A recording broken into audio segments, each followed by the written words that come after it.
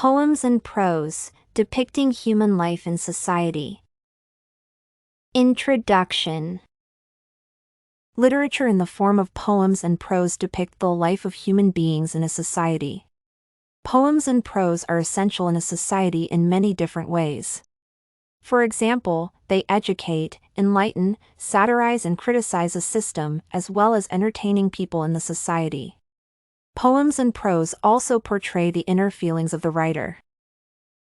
This paper will look at poetry and prose, and how literature has continuously been used in the past to enlighten people and bring to light the human condition. Human condition depicts the generality of human situations that they face while trying to get along with each other and the society in which they are living. Martin Luther King's speech, "I've been to the mountain top," and Walt Whitman's wound dresser, will be analyzed to show and portray the theme of the human condition. The generality of human nature and the human condition are depicted in these two pieces of literature. Human condition. The human condition theme will be analyzed in the speech delivered by Martin Luther King in April 1968 and named "I've Been to the Mountain Top." It will also be analyzed in Walt Whitman's poem, Wound Dresser. Suffering is seen as a human condition while relating with each other and the social world, and there are inequalities which come with the suffering. In Martin Luther King's speech, human suffering is highlighted in many occasions, which show what the people he is representing are going through at the time.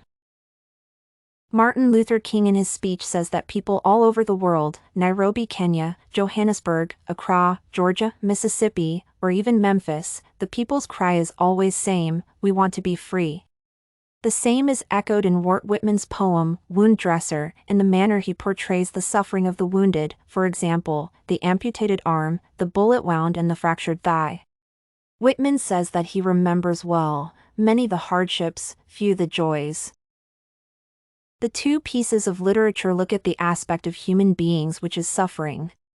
Suffering is part and parcel of human life, to the extent that Whitman in his poem writes that the soldier remembered most hardships than joys, but he was content.